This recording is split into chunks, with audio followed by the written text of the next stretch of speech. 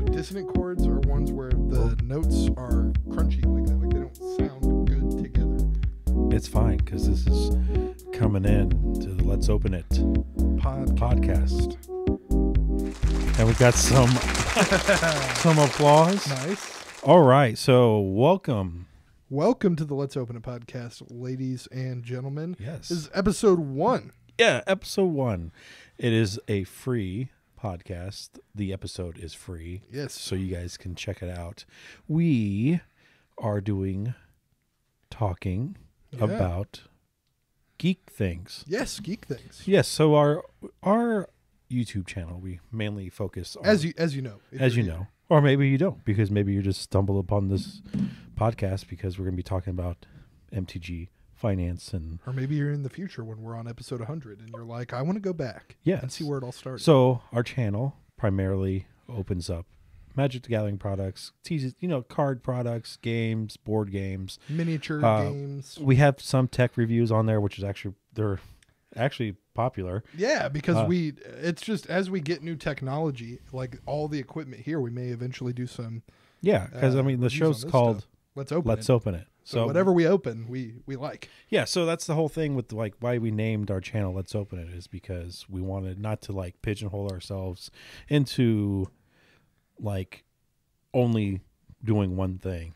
I didn't think about that. That's I think something we can add to our show notes is talk about how Let's Open It came to be. Yeah, so let's just get right into this. Well, let's just talk about ourselves. A little history. So, I'm John.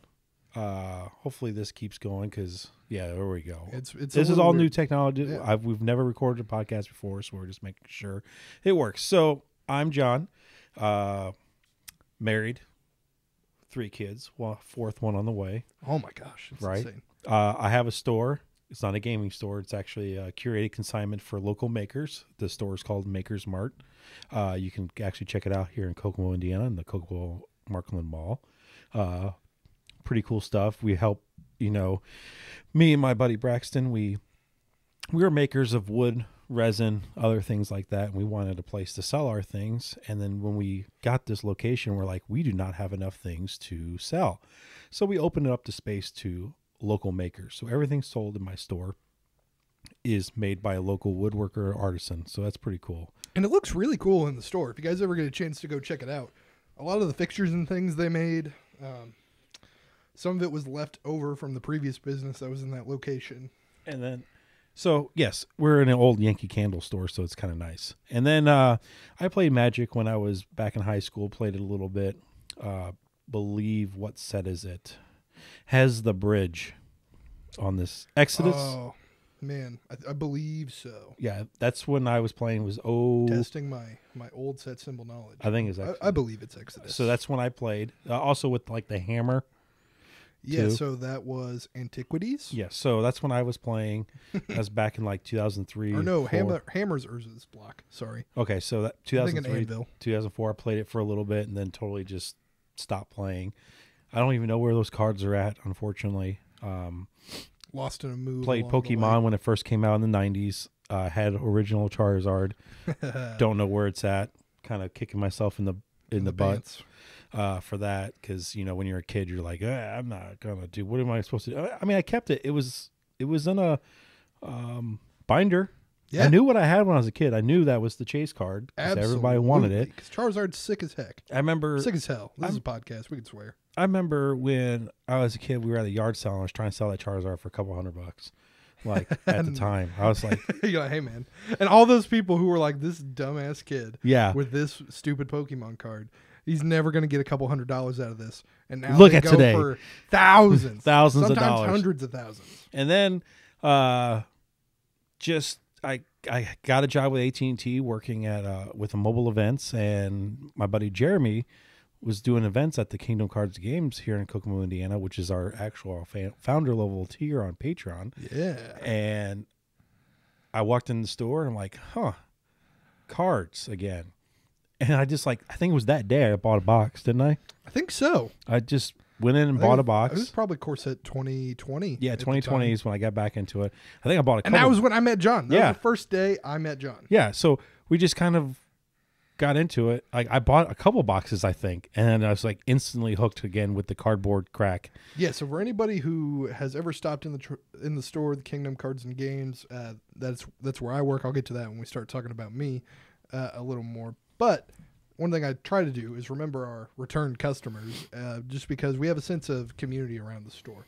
Lots of familiar faces, because that's really what keeps gaming stores alive, is everybody who is part of the gaming community locally. So started to get to know John a little bit better, and then one day we started to do this Let's Open It thing. Yeah, we'll get to that when that happens in the timeline. Yeah, well, I mean, we'll just tell you right now. It's just like I walked up to him, probably bought a couple of boxes of Magic. Well, he told me he wanted to film it, right? So Yeah. he's like, I want to start filming these and putting these on YouTube. And then he's like, do you want to do this with me? Because I don't know a ton about the cards, and you seem to know a ton about the cards. Yeah, I just randomly out. Like I met. This is like the second time talking to him. Like, hey, you want to be in this YouTube channel? And I thought it was a guest thing. I didn't think that at that moment we were going to do it regularly, or I was going to be on regularly. I thought, oh, he wants me for this one because eventually, It was a box of Modern Horizons. Yeah, it was a box of Modern Horizons. I thought, and I think you can go still see that video. It's one of the first videos on the channel. Shot with a GoPro. Shot with a GoPro. Oh, so the bad. GoPro days. That's there's some eras in Let's Open It that you can tell based on our video quality, and one of those is the GoPro era. The GoPro That's the era. beginning. Yeah, it's so bad. It just looked like it was the lens was like glazed over with dirt or something, but Yeah. it wasn't. Somebody actually commented, "Clean your lens." I'm like, I can't. It's a GoPro. Nope. That's just how it looks. Sorry, bud. So that's about me. Up to now, we've been doing this for about a year. So let's go over to Gavin. Yeah, so my kind of history with, I guess, Magic specifically and kind of in life, I am currently in college. Started playing Magic when I was 14, I'm pretty sure.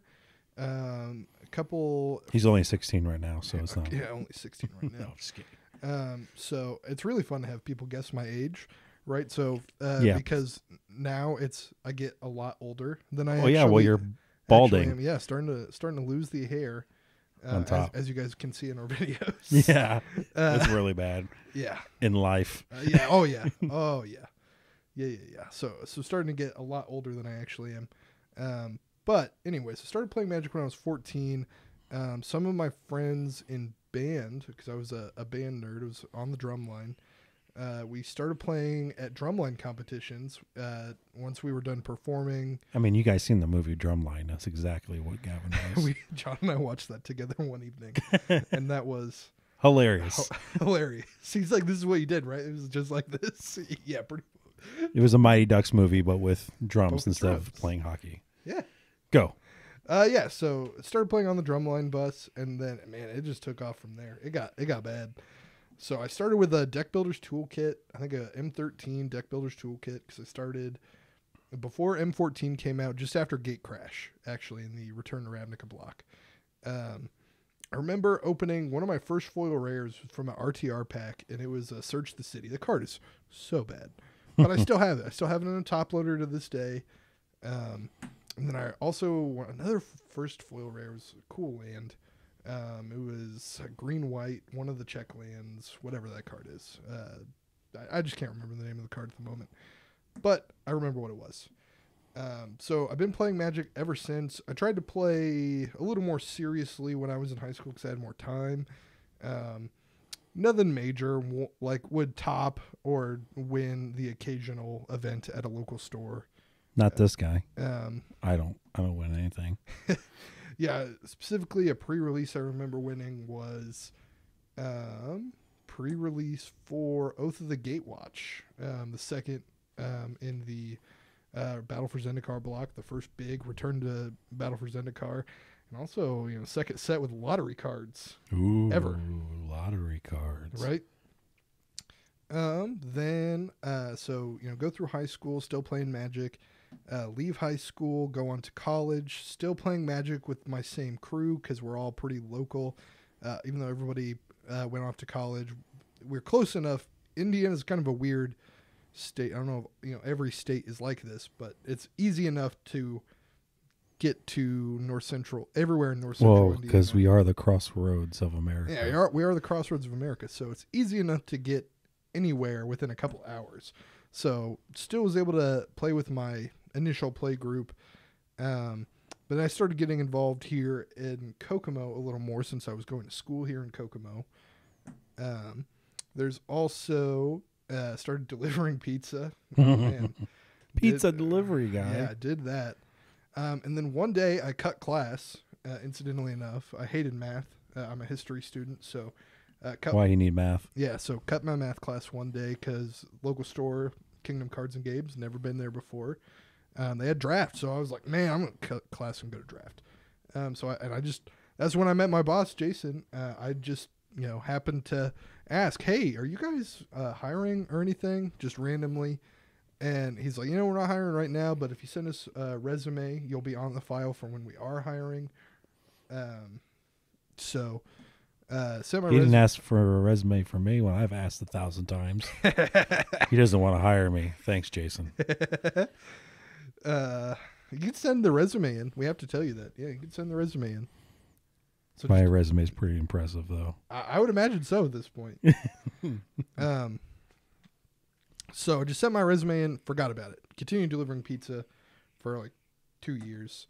And then all of a sudden, one day, I get a... It was 2 years? Yeah. Oh, wow. I didn't know. Yeah, I was a freshman in college, and I put my application in. And then, Oh, this is when he was at the old store, right? Yeah. Yeah, okay. On Washington? Yeah, that was when he was still on Washington. So just, never, just forget it. Totally forget I asked.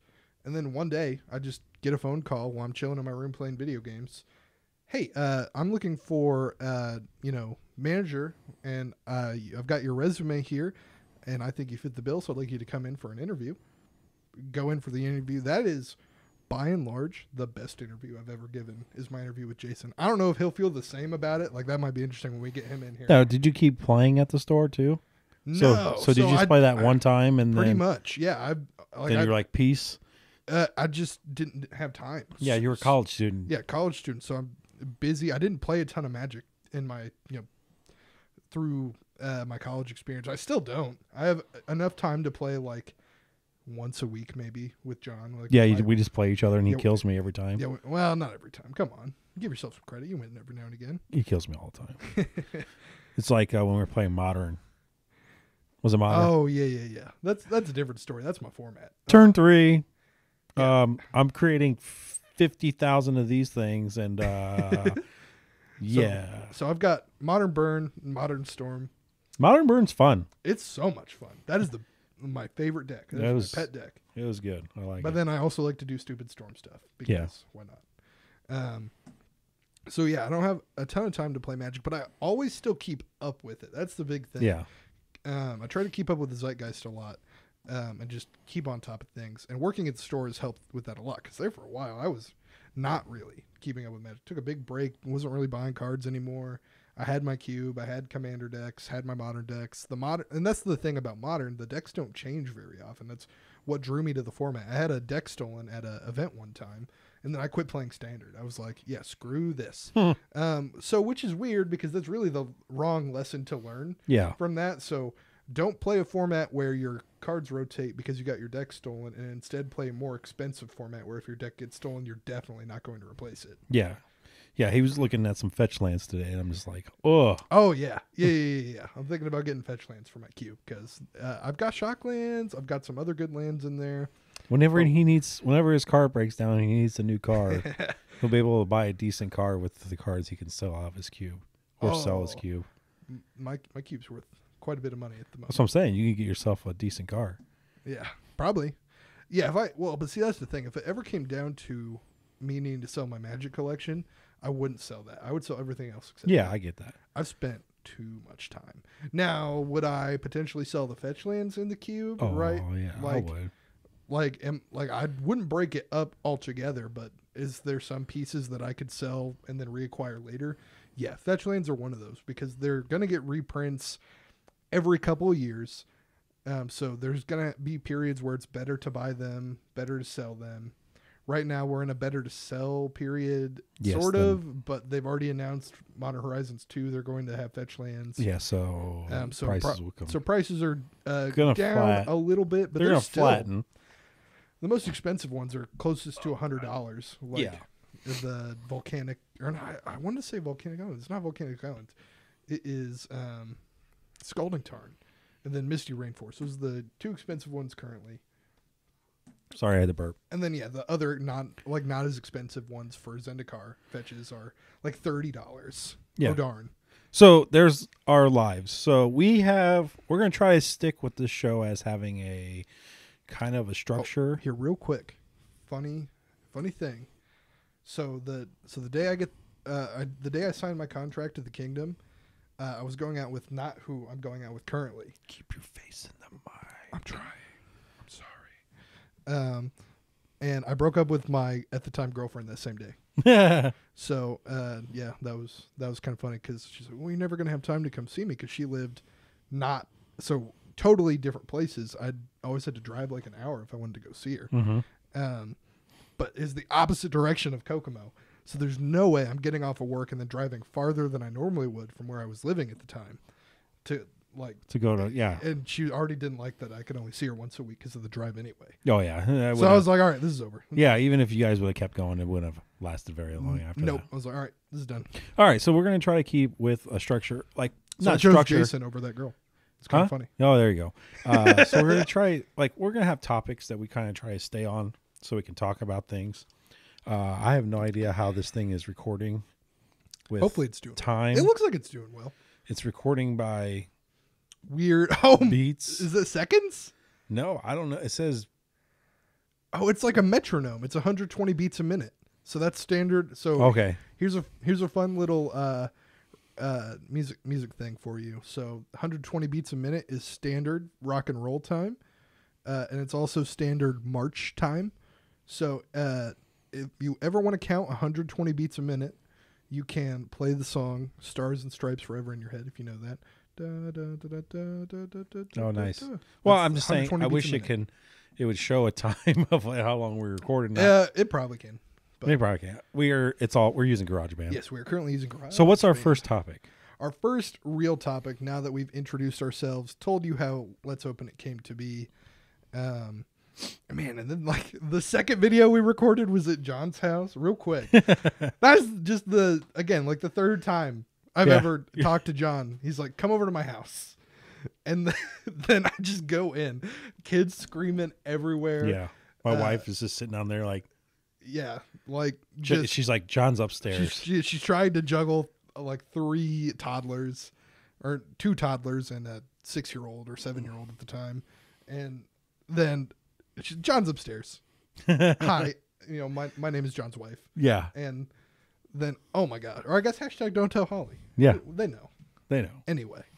So what's our first topic? Our first topic is really this. So I said our week in gaming, but I feel like we just kind of covered Yeah. that. Yeah. But also, so new Armada Legion stuff coming out. Talk about that a little bit. You just ordered your separatist ships today. I did. I just ordered my Invisible Hand and the Recusant. Hashtag don't tell Holly that. Recusant. No, it's the Recusant. It's weird. I'm cool with Recusant. This sounds cool. You Recusant. Recusant. So I play Armada, and I have like basically every ship in the Empire. It all started with me buying the Superstar Destroyer. And you could go watch that video. On the Yes, because even if I bought it because it's the coolest sculpt ever. It's gigantic. Really is.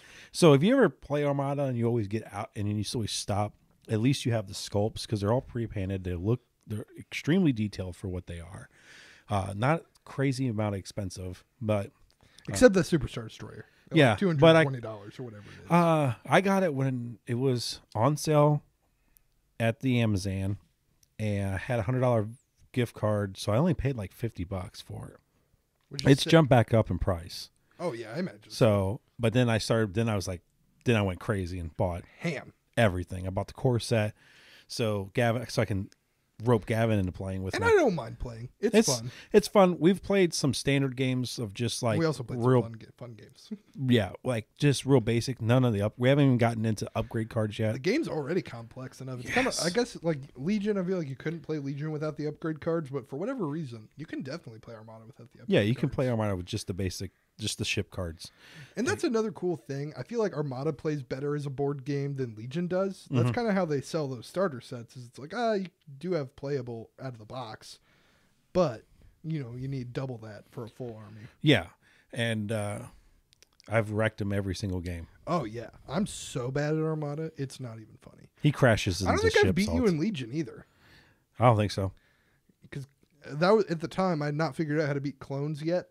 Yeah. And now I think I got clones. Yeah, but also the tank. We were playing 500 points. And you squeezed a tank in the list. Yeah, I did. And I was like, oh, I'm gonna lose. But so did I actually. Now that I think about it, I had a Gav tank. Yeah. So the new stuff that's coming out is the Visible Hand, and then so I bought all the Empire stuff, and I have now got Separatist because I wanted to play droids in Legion, but I was like, I'll play Separatist in Armada instead, and then plus they just released the whole Clone Wars side of things, which is cool because you got the Separatists and you got the Galactic Republic, the Republic of the Galactic, whatever. Grand Army of the Republic is what GAR stands for. There you go, Grand Army of the Republic, and they got their Venador class Star Destroyer coming out. Yes, I love the look of the Venators. They look sweet. So, but they also got the Pelta. So it kind of was like what came out in second wave of Armada is really what kind of made me buy Separatist, because the second wave of Armada is leaning real heavy on Separatist large ships. That's pretty cool. Where, I mean, and if you think that's sort of how the Empire is, right? In Armada, they've got the super big ships, and a lot of the Rebel ships are much smaller. But they kind of evened it out. They got the Starhawk. That's wicked fun to play with, honestly. Yes. So I did lose the game where John played the SSD against me, but I got to field the Starhawk, and that was a lot of fun. Yeah.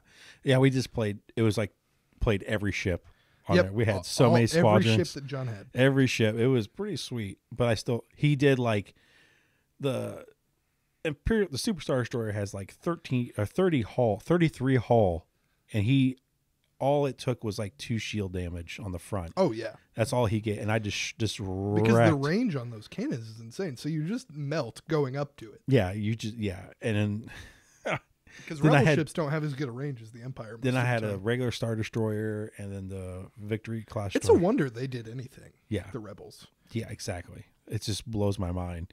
Well, then get into like the canon of Star Wars. Mm-hmm. A lot of your admirals and higher up leaders was kind of like seemed to be much more proficient than the average Imperial. Well, no, I'm saying but no, a lot of them were doofuses because so the Imperial is kind of like family, right? Kind of like how back in the day you were placed in a position of leadership not because you were good, but because of who your family was. Yeah, and that has to do with like the social class on Coruscant. Yeah, the social class is what really drove the Empire. That's why a lot of them lost a lot of things until Grand Admiral Thrawn came along. Oh my gosh! Who was not part of the elite? The elite, and he was an alien. He was not the 1%. Yeah, he was an alien. He wasn't even a freaking human at the time. So that was Empire does not like aliens. Very much. They do not. So that's Armada, I guess. So and also a very weird side tangent into Star Wars lore. Yeah, I'm a huge fan of Grand Admiral Thrawn. There's going to be podcast. Of those moments, I think, on this podcast. I can sit here and talk about Grand Admiral Thrawn. I'm listening to his second book. Nice. Spoiler alert: he works with Anakin. Did Timothy Zahn write the new books too? I think know so. He wrote the old ones. I can't remember. That's something My phone's recording right now, so I can't. Yeah, that's something I might get into in the summertime. Is more audiobooks for Star Wars. But it's so cool because of how he's had run-ins with Anakin when he was Anakin Skywalker, and now he's working with Darth Vader in the second book. It'd be pretty cool to see that potentially in the Obi-Wan series. Because we're supposed to get this stupid Obi-Wan versus Darth Vader fight. Are we really? Yeah, that's a thing. They've announced that Obi-Wan and Darth Vader.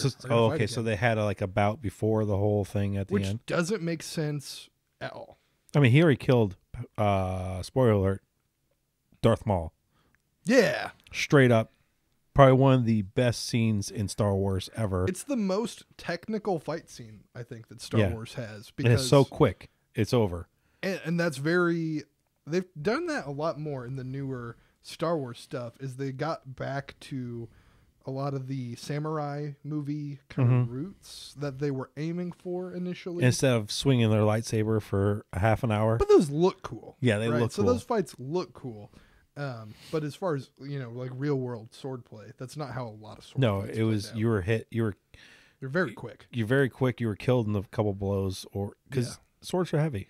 That's true too. Yeah, swords are heavy. So when you're trying to swing that, I mean, and I guess we talk about Dungeons and Dragons sometimes too. Most fights don't last more than 1 or 2 rounds.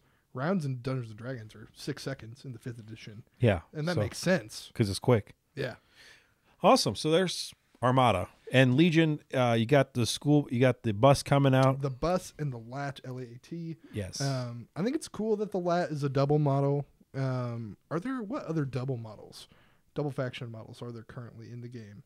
There's the LAT, but I don't know if there's anything else. I don't think so. They couldn't make the Wookiees. Well, they are. So that's part of the thing. The Wookiees that are coming out, they are going to be double models, and I think they're going to errata the old Wookiees to be double model as well. Oh, so you can, but you still have to buy the new ones for the cards. Yeah, and the sculpts, like one of my coworkers and friends was telling me about how that you're going to need both boxes basically, regardless whether you're a Republic player or a Rebels player. Which I'm both, because I bought Gavin's old Rebels. Those were in a state. Yeah, and my one speeder is just wrecked. Yeah, totally wrecked. But I got Rebels, and then I went out and bought the rest because you know why? Because it was a good time to buy Rebels because nobody plays Rebels and it's super cheap. Yeah, most of that stuff you could find discounted places or shop locally. But I mean, and then the Rebels. I thought when I was first introduced to the game, I'm like, the Rebels suck. But they don't. It's just because it's the white die. It's the white die that just turns off people because it's like that's the weakest one. But they surge. And the Separatists have the white die, but I still will submit that the Separatists are the best faction in Star Wars Legion, hands down. It's not even close. So you might want to get closer because I don't think you're picking up as well. Yeah, you're not coming through. Hold on, let me turn your thing up. Give me a little more gain. There you go. Because I don't want to. Hopefully, you guys are listening, and it's not like. Hopefully, it doesn't suck. Yeah, I mean, it's our first one. We'll always be able to tweak it. Yep. So, there's Star Wars. Yeah, so let's move to the next topic here in the show notes. Strixhaven. Oh, Strixhaven. We actually just got done cracking open our first box break in a long time. Yeah, if you're listening to this and you don't know what our box break is, we have a box break tier where it's $30 on our Patreon. You get randomized into one of the 8 slots or 7 slots, depending on if the Strixhaven has 7 slots. The Strixhaven has 7 slots. So we randomize it and you win that slot. One of our patrons, Devin, hit the lottery slot of multicolor this past time, and we opened up a crazy box. 4 foil of the Mystical Archives. 5. That's right. 5 foil Mystical Archives. Then we had like 9 mythics. If you count the archive mythics. Yeah. It's mythic is a mythic. Yeah, and I counted those in my box because they are mythics. And they're honestly probably cooler than most of the. Yeah, I really enjoyed the art. We had one signed art card, and it was a good box. And you can also be part of the good boxes like that or great boxes. I would say that was a great box. Great box. So it's like $30 gets you that whole slot. I mean, if you go to and there's a potential for when the tier grows more, that will do more than one box break every month. So you could be potentially for $30 multiple box breaks. So you're getting a ton of Magic product for $30, and that's shipped in the US only. A little better too. So if you're buying a whole box, you're going to wind up with a ton of cards that you're not going to ever play with. Whereas this, it's a little more curated for you. Yeah, because I'm at the point in my Magic career where I just pretty much give away commons and draft chaff. Like, I'll take the rare and foils out of packs, and then even sometimes those I'm like, do you just want this? Yeah, I give a lot. The other day at the store, occasionally I'll open a pack to explain set boosters because I feel that's the best way to do it.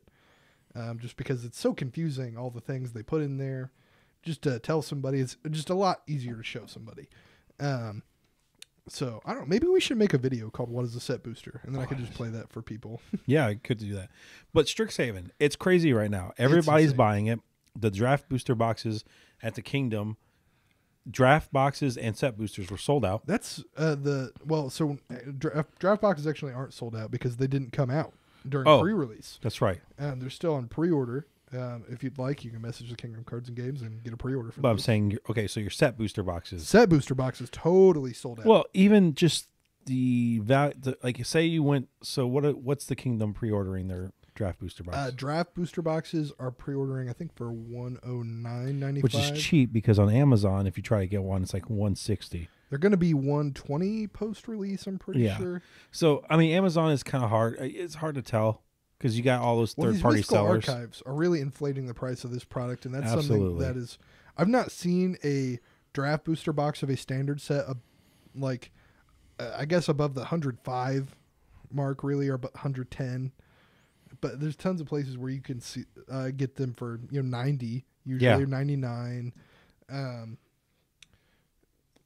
But this product, because of these mystical archives, it's just being propped up. Everything is just being crazy, but they're one per pack. It's one per pack. So let's talk about that. So right now it's still pre-release. So some of these foil prices are good. Some of these foil archives are like we just saw one. It's like $90. Mm-hmm. And Gavin thinks that I'm a firm believer when the collector boosters come out, prices are going to tank. And I don't not think that they're going to tank. I just am not sure. I'm more in a middle camp where it could go either way. I think so because you were telling me there's like 3 of those per collector booster. Yeah, I think it's supposed to be 3 per collector booster, 1 being JP, so Japanese. So, I mean, just think about all the packs there's going to be like 1 million of them just like floating around out there. Yeah, certainly the uncommon ones. Oh, those are, I mean, we duplicated a bunch of them. Yeah, and that's the thing. You open a ton of dupes of those too because the set of archives is not super big. I think it's like 64 cards or 84 cards or something like that. A bunch of baby powder flew out. Nice. So here I can actually tell you 63. Oh, 63. So yeah, you'll see a lot of duplicates big time in it. Yeah, even at your rare ones, sometimes you get dupes there. So that's what I'm saying. I think it's because there's not that many, and a lot of them are going to be open with collector boosters because and also a lot of them aren't that good. Yeah, I mean, look, ever since Village Rights, Infuriate, stuff like that, Claim the Firstborn. So let's get onto the whole talking about. So Gavin more plays.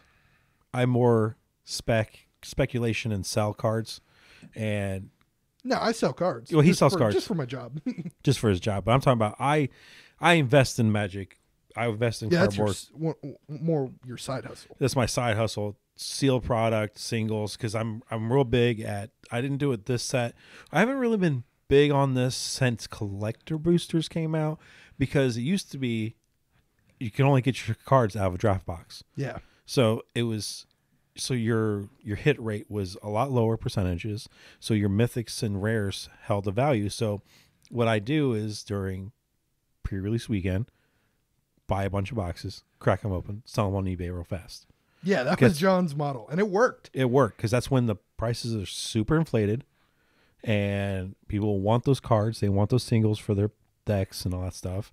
And then once pre-release weekend happened, then cards prices would come down because more product was being opened. Your big box stores start carrying it. And then you have pro deck lists, the meta starts to get solved as you get closer to the Mythic Championships. And so then you really find what the good cards are, what the good cards aren't. But you can still do that now. You just have to offload your cards quickly. Because once I still don't think your returns are as high as they were before collector boosters. Oh, excuse me. I didn't burp. I need to stop drinking that Coke. But that not sponsor. But if you're going to have any kind of return, estimated value on your set booster box or draft box, if you get it before in the pre-release weekend, or even your pre-release packs, because I buy pre-release kits because that's a way to get draft packs, and then that pre-release card sometimes is pretty spicy. Oh yeah! But you got to offload that stuff before the collector boosters. Pre-release kits. Oh my god! Yeah, they were. Well, we opened one. I bought one and it was poopy. Then I bought a second one. Mine was insane. But my second one wasn't terrible. I got that Teferi's protection.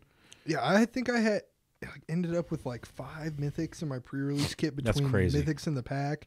And then, but remember, we did that one video for not Battle for Zendikar Rising. My pre-release kit had like, what, 7 mythics in it? Yeah, it was crazy. Like, that's insane. I remember, like, back in the day, starting out pre-releases, if you got a mythic, you won the pre-release. Yeah, you were, like, or you were at least in the top tables. And so, get back at it is, if you're trying to invest in Magic, single market is kind of hard to do.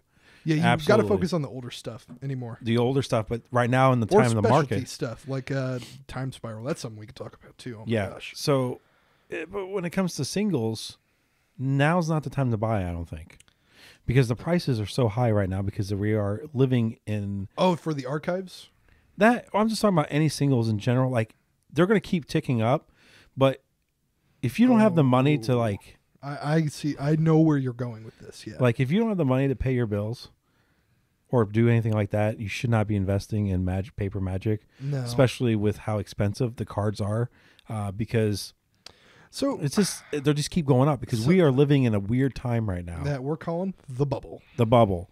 Now, I don't think the bubble is ever going to pop for Magic because Magic's pretty solid. It has a player base, but where it comes the bubble, Magic's booms and busts are usually in much more manageable, like 10 to 15 to 20% increases. Well, it's like what you said. It's the blue chip. Yeah, it's absolutely Magic is the blue chip of cards. And if you want to invest in Magic, definitely do sealed product. Buy it, keep it sealed. You got to hold on to it for years. This is not a thing that you're going to turn and flip. If we want to do it in terms of like cryptocurrency, Magic's the Bitcoin, right? Yeah. Pokemon's like your Ethereum. You're kind of he's there. He's your number 2. Yeah. And that's a bubble right there is Pokemon. Well, we'll get into that a little bit too. But you know what? You know what is your Dogecoin? Yu-Gi-Oh! To the moon. Oh, jeez. Sometimes the Yu-Gi-Oh! That's a thing I can't figure out. And that's what everybody's saying is next. Is Yu-Gi-Oh? Is Yu-Gi-Oh? Yeah, I keep hearing that from these Pokemon collector guys who not Digimon. Some people say Digimon. It's Flesh and Blood coming out. Yeah, Flesh and Blood. Or it's already out. People are going crazy over that, but I think we're going to drop his name. The reason why Flesh and Blood is so pushy right now with expensiveness is because of Rudy. Absolutely. I don't know if you guys know. I would say John and I are both fans of Alpha Investments and Rudy. He's the Jim Cramer of the cardboard world. Absolutely. Jim Cramer can say invest in the paperclip. I watched it happen. He's like talked about Under Armour when Under Armour was like a little company. He's like invest, and that thing shot up like 15 points that day. Yeah, now Under Armour is like the number 1 in athletic wear brands, basically. But at the time, but he can just say invest in this company, and it's going to shoot up several points that day. Mm-hmm. It may flatten back out for a little bit, especially if it's a company that's, not on the growth like Under Armour. But Rudy is. He's the pulse kind of when it comes to pricing of cardboard right now because he buys so much of it.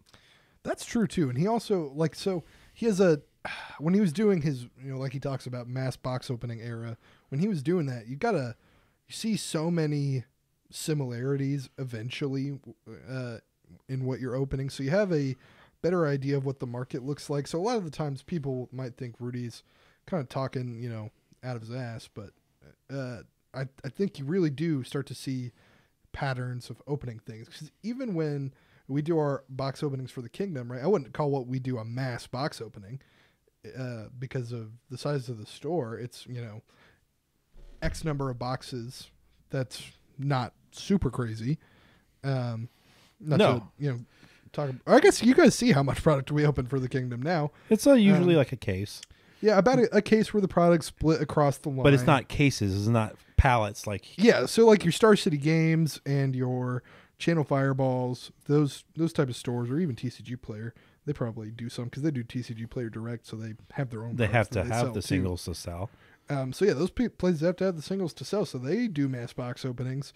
He's saying that these places aren't doing them as much anymore, but I definitely think they're still doing it because the single market is the the aftermarket of singles is where Magic is. That's where your money is. That's where your monies are.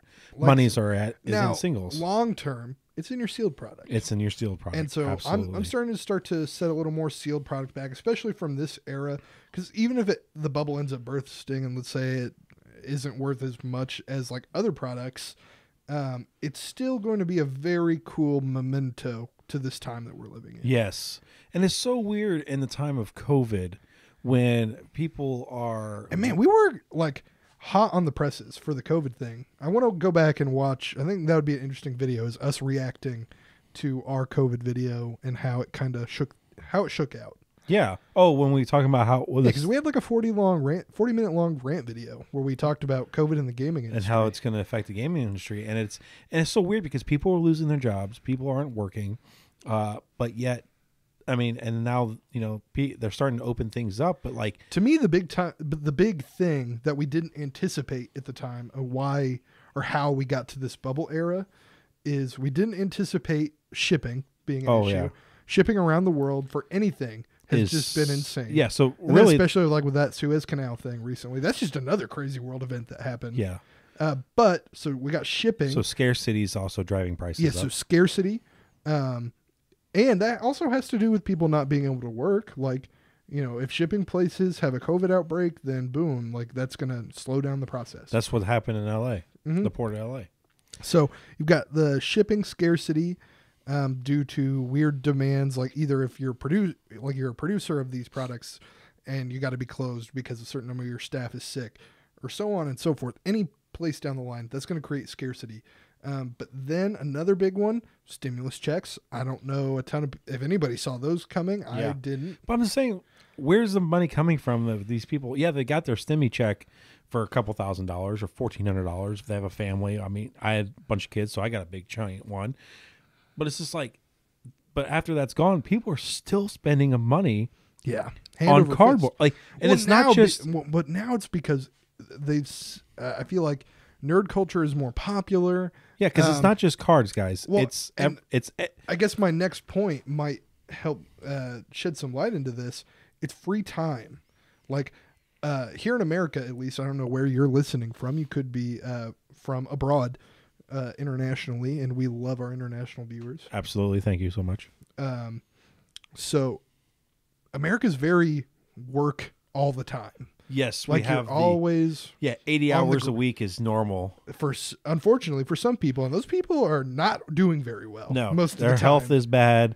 They're miserable. They're depressed. Yeah, because they're very work centric. Like, you don't when you take a vacation, you're kind of shunned for taking time off of your work, even though you've earned that time because you're inconveniencing other people. Yeah, but over in Europe, it's different, right? They're shorter. They don't believe much in the more 40 vacation times. They don't believe in the whole 40 hours a week thing. And that's honestly, so again, history student here, especially focusing on American history. That's a remnant from industrialization, like from factories. Yeah. Like when they needed to crank out a bunch of stuff. Yeah. So, and that works in a factory model, or you need that in a factory model if you're mass producing things, because that's how you're making money, is just going all the time. But also with COVID, it also taught American companies like, oh man, you actually can be productive and do your work from home. So a lot of these places. So that is going to shape the American economy forever. I'll go out on a limb and say that here. In 2016, when I was a punk-ass high school student watching Donald Trump run for his first election, not to talk too much about politics, but I said I could probably now write a book and it wouldn't be good because I'm a punk-ass 18-year-old.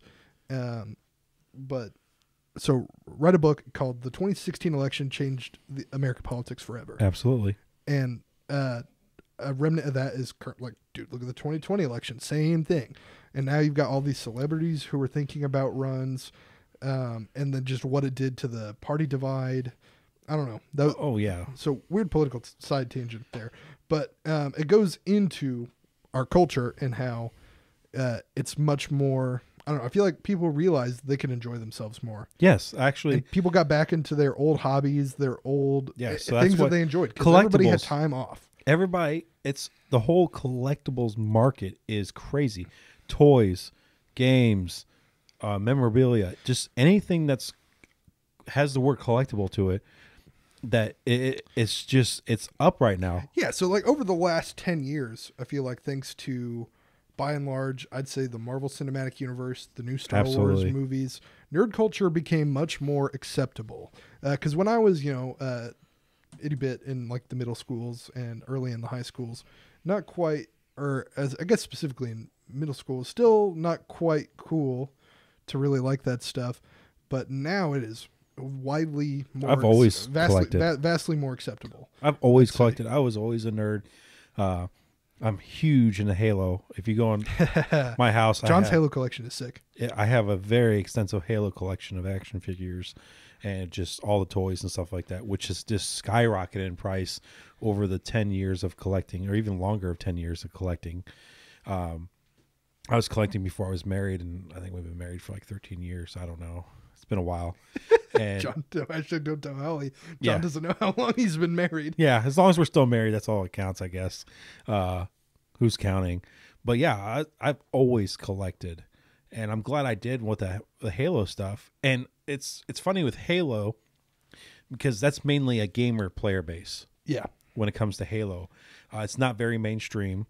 It's tried. Oh, no, actually, I'd say Halo is for a while was more mainstream than anything. That was one of the. But for a video game, like I'm saying, like if you would go up to somebody and you're just like, a random person on the street, you say Halo, or you say Star Wars or Iron Man. I think Halo and Star Wars are two totally different things. But I'm just saying, yeah, okay, yeah. Or what am I trying to say is, it wasn't that big as other things that were collectible. That's fair. And because a lot of the stuff that I bought, I would go to GameStop, and it's sitting there on the shelf, clearance tagged. Okay, so I bought all my Halo stuff for cheap, on the cheap, and I got the ODST. And the thing is Halo has tried to be mainstream several times with their movies. Yeah. Which they're all very good. I feel like I've enjoyed them. I feel like their movies are like we've watched. They're very good movies. Like the Forward on the Dawn was very good. I remember watching that one with you, and I enjoyed it a lot. Yeah, I was like, we were watching it, and then I realized probably 15 minutes in, I'm like, oh, we're watching a Halo movie because I started to see the UNSC tags. Yes. And then once Master Chief showed up, I'm like, this is cool. But they just haven't hit. Now, and Showtime, I heard, I can't wait. I'll have to get a Showtime subscription, is because they're doing a limited live action series of Halo. Ooh. So I don't know when that's coming out. Super excited. But their movies, they're good, but I think they carry the same as the Starship Trooper movies. Like, people know what Starship Troopers are, but they're not running to go see the movies because they're terrible. They're very bad. Except for the first one. The first one is very good. As a sci-fi, shoot 'em up the bugs, excellent. But, side tangent, I have a lot of Halo stuff. It's worth a lot of money now. Super happy. Big fan of Halo. Huge fan of Halo. Tell us if you're a fan of Halo. So yeah, that's just part of this bubble era that we're in. Of collectibles. Collectibles are way up across the board. Comics also. My gosh. You can also tell. I've looked at these comics recently, so I randomly, that's something I'd like to talk about more on this podcast because we don't have a super good way to do it video-wise. Yeah. Because most of the comic channels that are out there, they're talking about like the stories, the characters, what's going on. And that's really cool, but that's not super what we focus here on, or focus on with Let's Open It. A lot more of the market stuff is, and honestly, that's kind of what I'm interested in for the comic stuff. I love reading comics. I've got a very extensive collection at this point. So do I. Oh yeah, because I just jumped right into it. Man, John's got a book I'm super jealous of. It's Star Wars #1. Yeah, that's pretty sweet. Because I got it for cheap at Comics Cube. Shout out Comics Cube. Absolutely. Another thing, I talked to Jason about this earlier. You were there for this conversation, I'm pretty sure. About bringing on other people. Get the do some guest shows so you know what to expect with our local Geek Street business owners. Yeah. Because we're very fortunate in Kokomo to have a really insane nerd community. Yes. And places to shop. Yeah, we actually have a place called Geek Street. Yeah, that's a thing. Like that's just a section of downtown. Yeah, it's a section downtown where there is a comic book store. there's a toy store, a record store, a bookstore, and a game store. Yeah, and a game store. And the toy store has actually been featured in that one show. Yes, it was featured in a toy store near you. So you can go watch that free on YouTube right now and on Amazon Prime. Okay, I have not seen it yet. I need to. I watched it. It's like a quick 20 minutes. It's really good. Yeah, I go in there and buy collectibles. I bought an Ultraman. Oh yeah, that's right. I saw your cool Ultraman. They have some pretty cool Star Wars like statues. I want some Hot Toys. I can't afford them because the prices are just crazy. But I want Clone Troopers, the statue Clone Troopers. A Rex. Yes, a Rex. I don't care. A regular Clone Trooper. I love the Phase 1 armor. I love the Phase 1 armor. Yeah, if I was ever to own and then their blaster, toy like that. Mm-hmm. You're gonna. What's the clone blaster called, John? You play clones. I forget now. I know E11 because that's Stormtrooper. That's the shorter one. No, because that has a fold out stock. No, but I'm talking about the super long one. All the Phase ones had DL40 something. Okay. Yeah, I don't know. Close enough. I'll give it. That's the one that has the reach in Legion. But that's what I want. But yeah, here in Kokomo, there's a Geek Street. It's pretty sweet. And it would be super cool, I think, to get those folks on. That way you guys can get insight into what it's like to run these type of businesses. Yeah, so maybe you're thinking what about... it's like to, I guess, be around all this stuff all the time. You can hear the highs and lows of owning. And right now it's a high period. It is a high period. Like just across the board. I mean, my store I just opened up we're not doing collectibles, but we're seeing increase in sales because I think people are just ready to get out. They're spending money. That's true too. So as people have stayed inside more over this past over a year now. Yeah. You're not going out as much, not spending the regular money like you do. Pretty much just going to the grocery store, go home, do your work Zoom. Or if you are in a essential worker, you're going to work and then going home. Yeah. But it's just so weird that how much of this that's not a necessity is being purchased right now. Yeah. That's what we're trying to get at. Actually a weird thing here in Indiana. I don't know what it's like for you specifically if you're in the States or if you're abroad. But there for a while, it was like there was a ban on even selling non-essential goods. You could walk into... there was a big thing here in Kokomo. You walk into our Walmart and you couldn't buy, and they put X's over anything that was non-essential on the shelves. Yeah, so you couldn't go and buy Xbox. Yeah, you couldn't go get video games. Couldn't go get toys for your kids. You could only get food and toiletries and stuff, cleaning supplies, clothing. Yeah, it's so weird. It just COVID is such a weird time, man. Mm-hmm. It's going to be studied forever. Yes, and it's mind blowing the after effects, especially with the collectibles markets that we're sitting at with it. So let's talk about Pokemon and how that's a bubble. 100% Pokemon is a bubble. So Rudy, again, we'll go back to Alpha Investments a little bit. We started this segment with Alpha Investments. Go back. He made a video called "It's Not a Bubble," or "Pokemon's Not a Bubble." It's 100% a bubble. And I politely disagree, Mr. Rudy.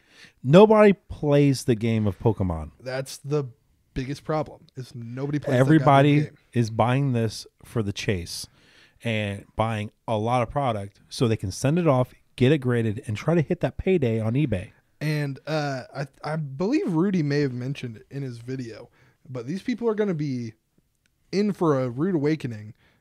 Something cool that you can do. I don't know if PSA does it. I know CGC is starting to get into doing card grading. Well, because PSA they're shut down. Currently. They're shut down. They're not taking any more cards, which is crazy. Because so many people are they not grading the backlog that they have? They are, but they're not taking any new. Okay. Yeah, because Sean, he's been on the channel several times. He major into sports cards, sends a lot of cards off to get graded, and he can't get any of his. He bought Pokemon cards. You should ask him just real quick what he thinks of CGC grading. Sometime. I will. I would text him right now, but the phone's recording. Oh, there's video over there, isn't there? Yeah. Wow, I didn't even realize. Yeah. Okay. Yeah. Video. Anyway. It's crazy. Cool. But you're just going to be listening to us because that's how it is. Yeah. Yeah. Probably put us on in the background while you're doing your Zoom meeting. Should be paying attention to. Right. But you're not because nobody does.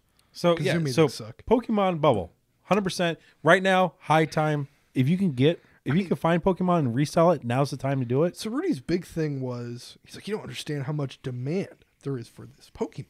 Because Pokemon is the most recognizable brand in the world, or one of the most recognizable I brands believe in the that.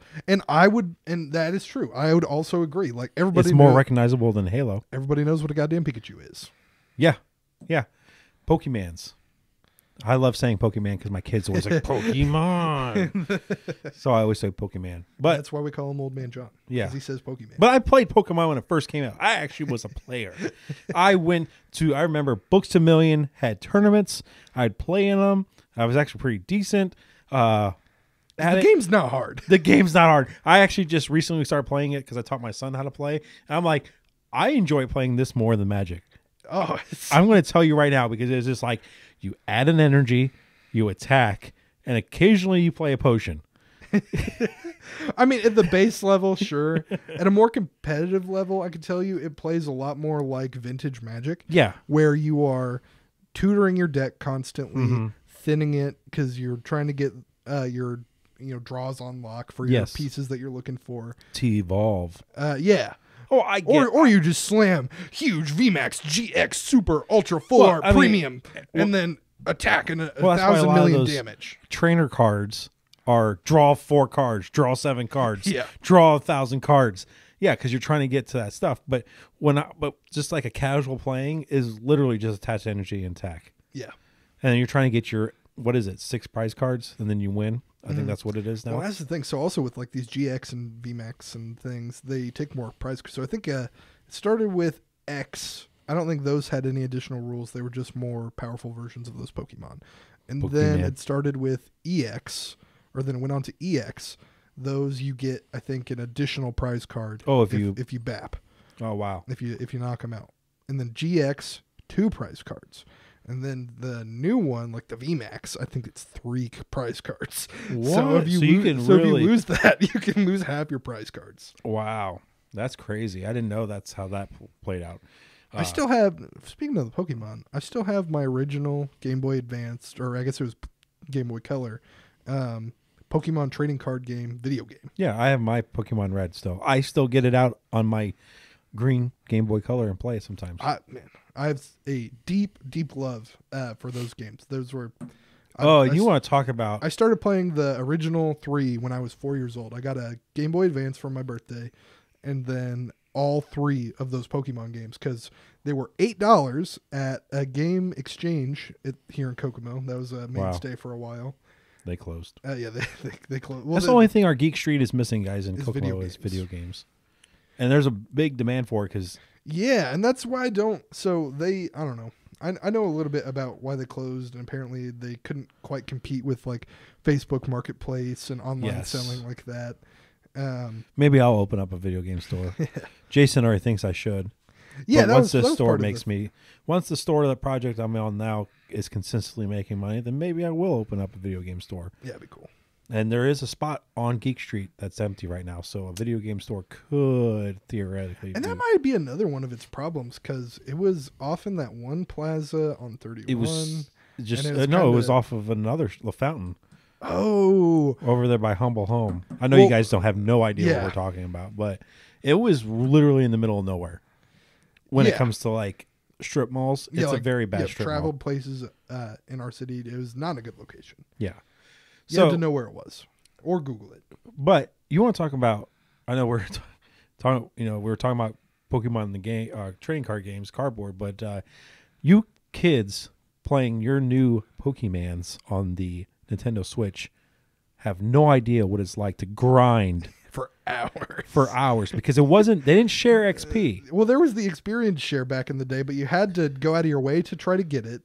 And it only worked on one Pokemon at a time. Yes. And it didn't work as well as the new experience shares did. So, like, when you play Pokemon Red or Blue, because it was Pokemon Red, Blue, and Yellow that came out first.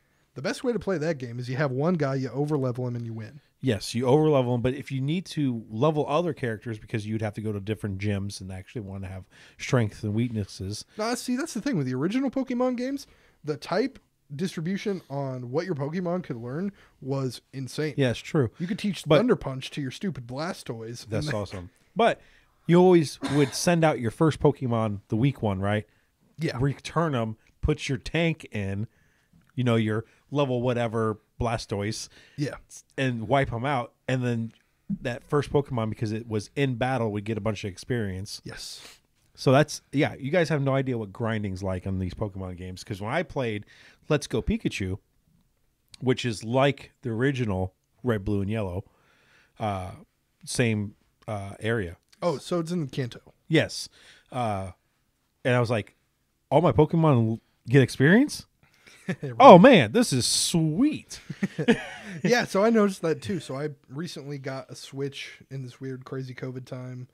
And That was the other thing. Switches oh, were yeah. hard to find. And trampolines. And trampoline. I was trying to find a trampoline for the longest time for my kids, because you know what? As a parent, and your kids were home all the time, you're like, get the fuck out of my house. So people were buying things to get the kids out of the house, and I was looking for a trampoline, and by golly, they were sold out everywhere, just like a Nintendo Switch. Yeah. So Yeah, so just and that's a good example of more weird COVID stuff. But yeah, so kind of I guess to wheel back into the Pokemon closer to your bubble- face. Wheel back into the Pokemon bubble. The just all the just nobody really played the game. So Rudy Yeah, talks, nobody plays the game. Yeah. Rudy talked about like the XY era when stuff was criminally under open. You could find boxes clearance for like $90, $80. Yeah. Just even last year during the COVID time, we had a live show for the Kingdom, Yeah. and we couldn't even give away Pokemon. Yeah, we couldn't give away those Pokemon tins for like $10. And now they're $300. And now those same tins, yeah, they're $300. Because, And that's 1 year. It's been literally Yeah. 1 year. yeah. It's so crazy. But if you're going to if you're listening to this and you're just like, man, Pokemon is hot right now, It is. it's super hot. And Yeah, if you can find if you it, want to try to find it and make your money to on reselling these boxes or whatever, you gotta turn and burn on these. do your thing. You got to turn and burn. You can, if you sit on this when the bubble pops in a couple of years, a year, 2 years, 3 years down the road, and you're sitting on an entire closet full of sealed Pokemon product, you're gonna cry. Well, and that's Rudy's thing. So he's actually suggesting you hold on to it because of how much of this is being opened. And I am inclined to agree there. Oh, because a lot of it's being open because people are trying to chase so it. if you want to invest or park your money, Rudy's not wrong. Park it in the sealed stuff. Yeah. So yeah, if you like Battle Styles, great example. Or the last set, Vivid Voltage, great example. Like, Or your Elite Trainer boxes. yeah, ETBs. Those are even better because they already don't produce a ton of those. Yeah. Limited print run. Yeah, very limited print runs. So that stuff I think will keep its value pretty well. And again, even if it doesn't give you, and it's another thing you need to know about card investing. Don't expect great returns. It's not like real investment. Yeah, It's a nice way to make it's a nice side hustle to give you a little extra in like 10 years. Remember, there's time. Time is your friend when it comes yeah. to investing in cardboard products. Well, I think that's generally true for most things. Yeah. But you can't look for the can't- quick pump and dump schemes because they don't work. You can't, especially with paper magic, you can't, or paper cards, except for like EBT, like the Elite Trainer boxes. If Yeah. you can find them at Target for $40 and sell them on eBay for $150, then you're making money. Yeah. But, let's talk about the eBay thing. So they passed in this COVID bill. Mm-hmm. If you sell over $600, it starts next year, you're going to start paying taxes. Huge deal into card stuff and collectible stuff across the board. Yeah. So do you think that will help?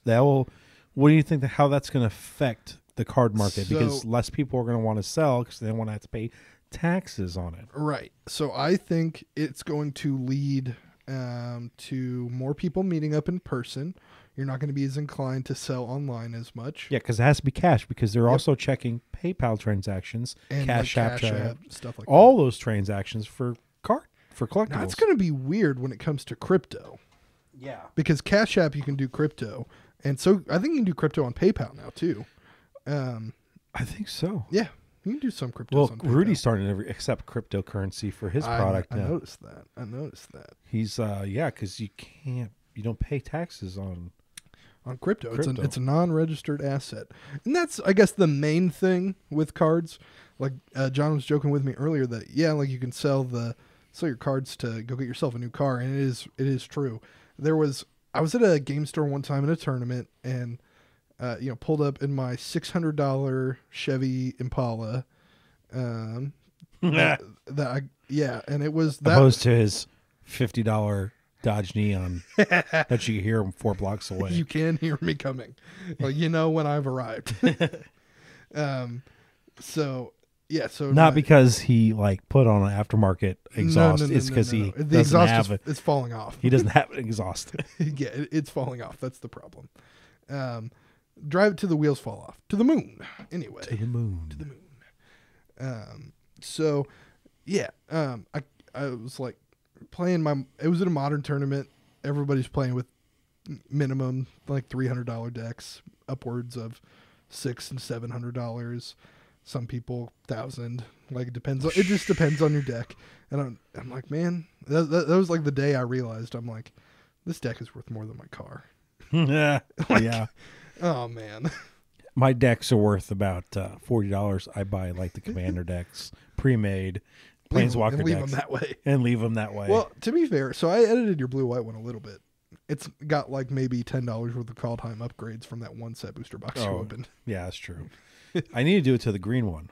The Elves deck, and that's super easy to upgrade. I've got a couple cards that I could give you too. Well, yeah. I also opened up... Because I used to have an Elf deck that was just a casual 60 card deck. Well, we opened up that Time Spiral and have a bunch of slivers. I was like, maybe I should...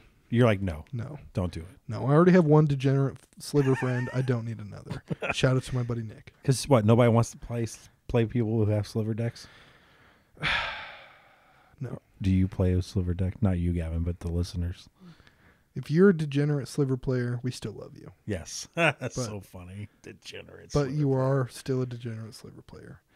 I just have a lot of them. The main thing is that it's just the easiest tribe, because the whole idea is hive mind. They all learn from one another, just being it's next to one another. If you have slivers, they +1/+1. This sliver +1/+1.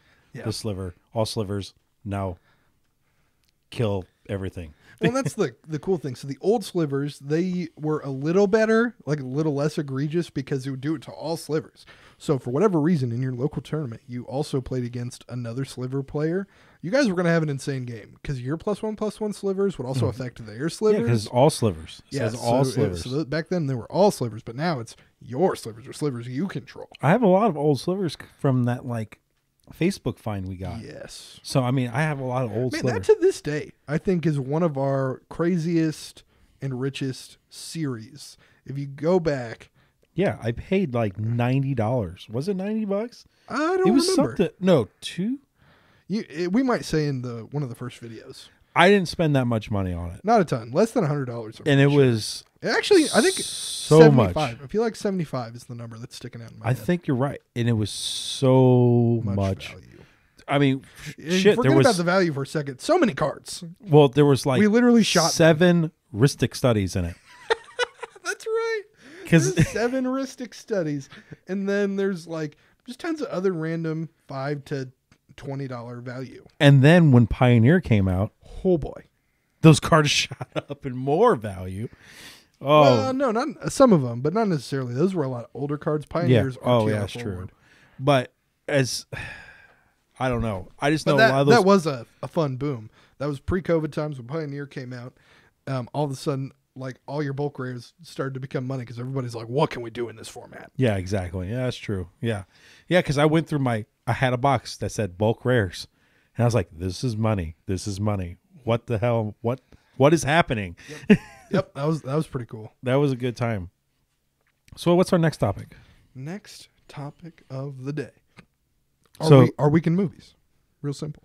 Our weekend movies. I just watched Escape from New York. Yeah. You watched it too because you were. I sort of watched it. I was working at the time, working on school stuff. John Carpenter's Escape from New York, which my dad saw him today. I was like, yeah, I just watched Escape from New York again. Still holds up. Pretty good movie. Mm-hmm. Good actors. Good story. He's like, they're remaking it. I'm like, why are they remaking it? This is a movie that does not need to be remade. They made a sequel back in the 90s. Well, I think the premise of it is hilariously insane and not believable. Oh, where that just makes It's a very imperialistic state. It's very 80s, absolutely. I feel like that it's when everybody feared the government was going to go that way. I feel like that kind of... And now we're living in the times where it's like you should fear that now. That movie reminded me a lot of Red Dawn. So I watched the original Red Dawn, and I'm like, these movies feel very similar. Well, where Red Dawn, the Russians came in, right? Yeah. And then in Escape of New York, it's the United States. Yeah. It's totally just the U.S. government. There's no other prisons. If you guys have not seen this movie, it's an older movie. Came out in 1981. Wait, so in that movie, there's no other prisons. Manhattan's it. Manhattan. They turned the entire city of Manhattan, New York City, into the only maximum security facility. But are there like local jails? No, and things they go straight ship. Straight to jail. And it's straight to jail. And the crimes are kind of crazy. Like they make it to where in Escape from L.A., smoking. If you smoked, right to the jail, right to prison. Yeah. I say as I hit my vape. And it was like no red meat, no sugar. Like what? Yeah, they make it like the laws are just absurd. What sends you to jail now? And what they do is they send you there. There's no guards, no nothing, except there's a border wall along New Jersey. Everything's mined. There's there's helicopters and stuff, and basically you have the choice to be basically euthanized before you go into the prison, or go and try your luck surviving. And there's like rogue gangs and stuff like that in the city. It's a very good movie. It holds up. I don't know about that. I think it's it holds up. I think it's kind of silly. It's good. But give it a shot. If you're in the movie for like in the mood for a crazy 80s action movie, that's it. Yeah, that's a good one. Yeah. I mean, or you could just watch like Terminator 2. But you've never seen Terminator 2. You're right. I've never seen Terminator 1 either. What? He's all over here telling you to go see Terminator. He's like never seen it. Nah. Terminator 2, probably one of the best movies ever. Yeah, and I've heard that. It's so good. It tops most people's best movies of all time. It's so good. That's a movie that still holds up. We need to watch this one time. We'll get to watching it. Hey, you exposed me to Robocop. Yes. Oh yeah. Come on. Have you not seen the original Robocop? So good. That one holds up still. No, I'll tell you one thing I really enjoyed when we watched it was the remake of Judge Dredd. Yes. With Carl Urban. Yes. Good. It was very good. And it felt like Robocop. I'm like, oh, he's Robocop. Yeah. It was more untrue what the comic book was. Yeah. Very violent. He never took his helmet off. Not like the Judge Dredd with I am the law. Sylvester Stallone, where he took his helmet off. He does not take his helmet off ever. Well, it was probably written into his contract. Like, got to see his face. Action yeah. And it was back in the 90s. So yes, the Judge Dredd did not do very well in the box office, but has a huge following for a second one. Oh yeah, that movie was real good. Unfortunately, I didn't get to finish it that night, but what I did see of it, it's good over half the movie. It's very good. Let's talk about, you probably never seen, but The Last Starfighter. So incidentally enough, I have an interest in this movie just because on my personal Instagram page, I put a challenge out to myself to watch 100 movies in a year. I did it. I didn't quite finish writing the reviews for the last like 15 or something like that, or 10. I don't remember. I had like a bunch of movies that I watched in 1 week because I was behind. But I got there. I watched 100 movies in a year that I had not seen before. That was the stipulation. I had to have not seen the film. Oh, wow. But somebody recommended to me The Last Starfighter, and I just never quite got to because I couldn't find it on streaming services. The premise of The Last Starfighter is there's a intergalactic war happening, and they send out, the Starfighter Corps sends out this video game out to all the inhabited planets. And there's this kid who's playing the game, gets the high score, wins. Finds out that this game is actually a training simulator for Starfighter. Nice. And they recruit him into the Starfighter Corps. And he's literally the last Starfighter because all the other Starfighters were killed by this bad guy. They got boomed. And he, which is funny because, like, you know, Black Lotus is whatever, and Magic as like the card. Well, their main attack, I believe, it's called the Lotus or something, like, yeah. That's kind of neat. And so, and it was one of the first movies that was heavily into CGI. Oh, okay. So if you watch it today, you're going to be like, this is hokey as hell. Oh, yeah. I watched the original Tron and say this is hokey as hell. That's a good movie too. The original Tron, very good acting. The new Tron is way better though. Well, yeah, people didn't like it. I loved it. It's insane. It's really good. Not enough tanks though. Okay. Not tank heavy. They needed more tanks. In the first Tron, they had like that whole tank sequence. Yeah. But the Tron movie was very good. But The Last Starfighter is getting a sequel. Neat. All right, not a remake, a sequel, which is like I don't understand where they're going to go from it because they killed the bad guy in the first one. It was a pretty open and shut. Like maybe it's going to be like a training movie. And there's a new bad guy that arises. Oh, there's so like they resurrect that guy resurrects Starcore or whatever. Oh, yeah, maybe. Well, he goes off to like be part of like he has the choice to like go back home and live life with your girlfriend, but then he takes his girlfriend off to the galaxy to be the starfighter. That's the move. I mean, when presented with options, you want to stay here on lame old Earth, or do you want to go be a really cool starfighter pilot in another place? Yeah, let's do that.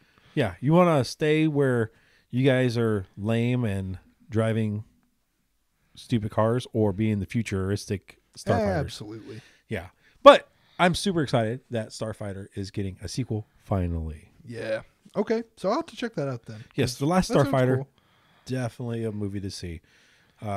Unfortunately, I've been rewatching the Harry Potter films with my girlfriend. That's about the extent of my film watching because I've been so busy recently. I've only seen the first one.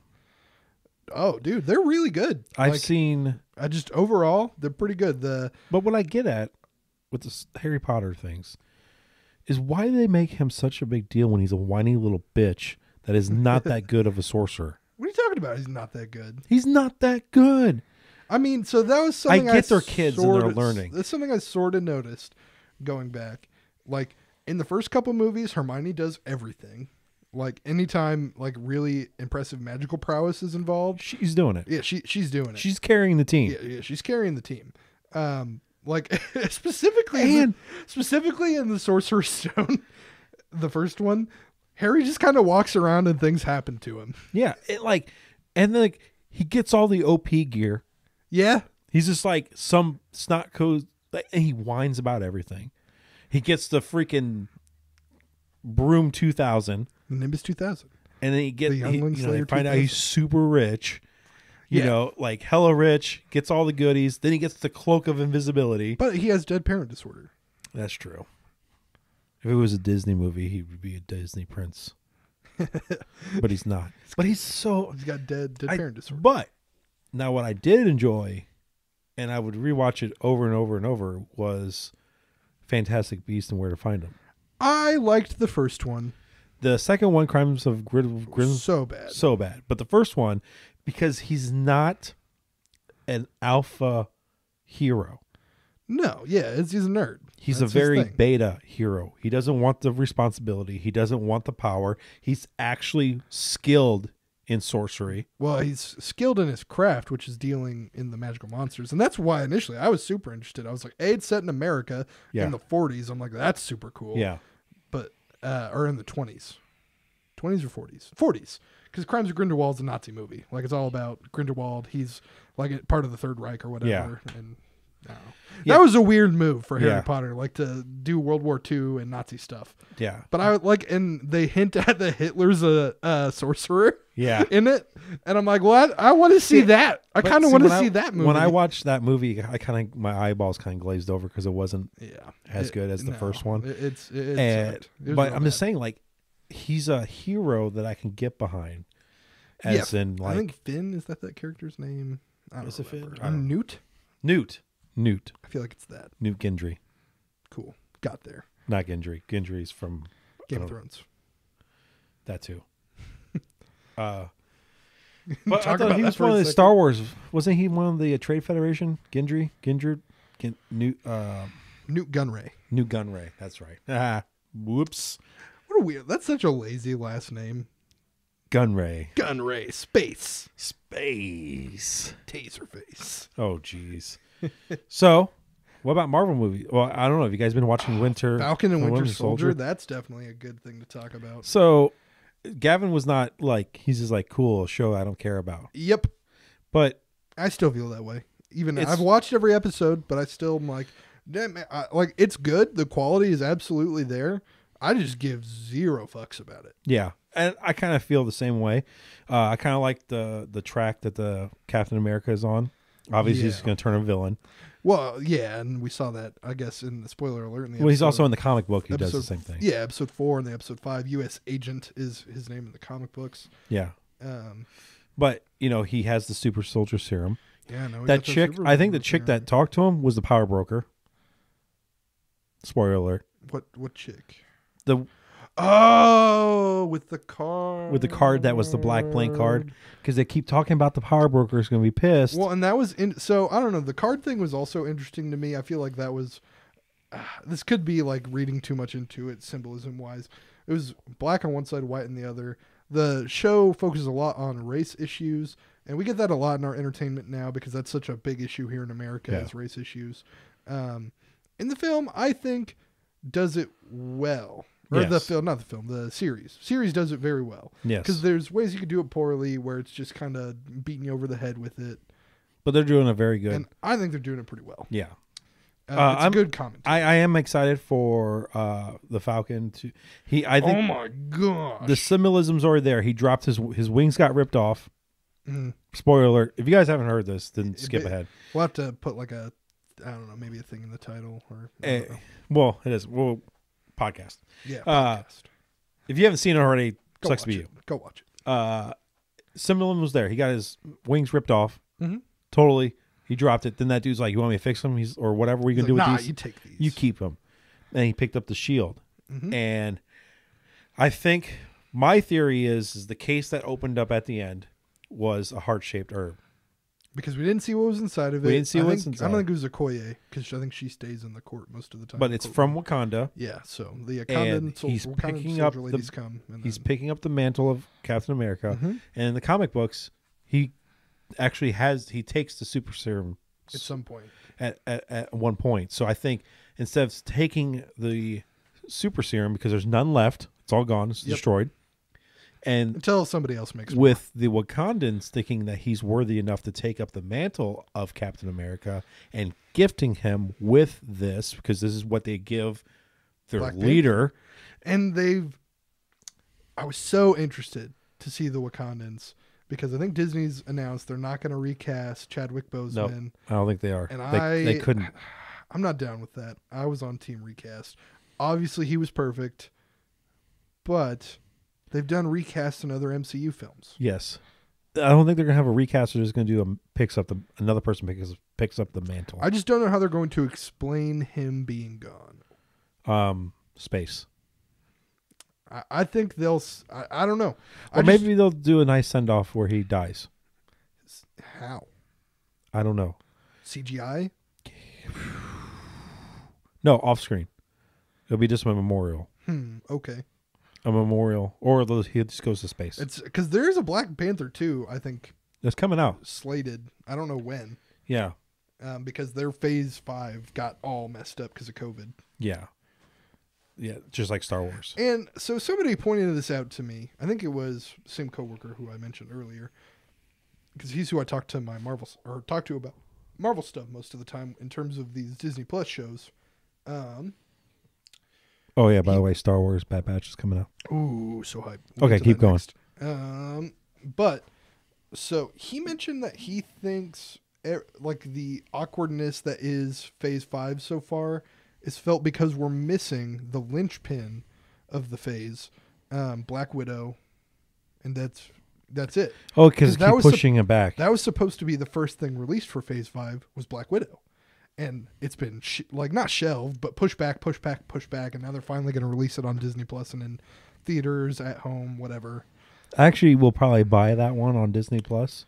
Yeah, just to get the early access. It's a Marvel movie. Why not? I did not buy the early access of Mulan and those other things. But I will spend the $30. It's kind of a steep price. I'll go in on it with you. Yeah, because you'll buy it and you own it. It's yours. Oh, but it's going to be on Disney Plus though. Yeah, so eventually it'll be on Disney Plus. But I want to see it. Yeah, I would go to the theaters, but our theaters are still not. They're open, but not open. They're like open on the weekends. Yeah, if they're open, because there are some films coming out, but a lot of studios have done the at-home model where they're releasing any Especially, projects they had. HBO Max. HBO Max is such a good value right now. Yes, because you got you Godzilla, getting all you got the Snyder cut. There's going to be couple days. Mortal Kombat. Let's talk about Mortal Kombat. Mortal Kombat's going to be on Friday, and it's actually how Mortal Kombat should be. I hope so. Super it violent. Looks so good. Yeah, it looks fantastic. You got Dune coming out on there. That's going to be neat. Yeah, because I've played. But Dune is one of those movies I'm probably going to go to the theater to see. Okay. Plus, it's coming out in like November or October, so it'll be later. Be a while. Because things might be open up. I like going to the theater, but I like going to the theater too. I like going to the theater at like the 10:30 showing in the morning when there's nobody else, because you want to see John get pissed off from chill to murderous rage. Fucking talk in the movie theater when I'm there, or have your cell phone open. Here's another fun, quick side tangent that involves this, and it's 420. Incidentally enough, Super Troopers 2. John and I are both insane fans of Super Troopers and the Broken Lizard guys. Yeah. So when Super Troopers 2 came out, that was something my dad and I enjoyed watching. So I went to Kokomo to see it on opening day with my dad. And John said he also saw it on opening day here in Kokomo. It was an early showing. It was early because it was 4:20 is when they released it. They released it 4:20 p.m. That was the first showing you could go to. And I'm like, man, I remember about that. I was like, I remember vividly that experience because I went with my dad and don't go to movies with my dad a ton. So easy to stick out. I remember vividly. There's this one dude in the theater who thought every joke in the film was the best thing he's ever heard, and John's like, "That was me," because I laughed insane. Because when we were watching every joke, it was the joke about the translation between the miles per hour and kilometers. No, it was every joke. It was every joke. But that was when I laughed the hardest. Nobody else was laughing in the theater. And he's like, Farva, we're not car 42, we're car like 56 to whatever 0.8. And I am just losing it in the theater because maybe I was the only one that understood, like, no, it just wasn't that good. It was hilarious. It's one of the best jokes in the whole movie was the whole, like, finding the conversion for miles per hour. Yeah. So I think we should probably be wrapping it up because I don't know how long, because this thing says, look at this. Oh God, this thing says we've been talking for a long time and we were worried we weren't going to be able to fill time. So, okay guys, so we're going to wrap it up. We had other topics. Hopefully you enjoyed. Please tell us if you enjoyed it. Let's Open It podcast. Yeah, tell us if you enjoyed it because we're going to release this on YouTube. So this is episode 1, free on YouTube, so everybody knows what they're getting into essentially. But then it's going to only be available if you give us $1 a month on Patreon. $1 a month. And then every tier upwards of that will also include it. So basically, if you're a patron of Let's Open It, you will have access to our podcast. Absolutely. So please just let us know what you think. We thank you for listening to the end because this is not telling me in time. It was probably a lengthy episode. Yeah, sorry about that. We just started talking. So hopefully you guys enjoyed it. So and hopefully this gives you I don't know, some people really like to know more about creators that they watch. And like, I don't know, this is, John and I would have done this at his house after we were done shooting the box break anyway. Yeah, exactly. So thank you so much and we'll see you next time. And as always, bye-bye.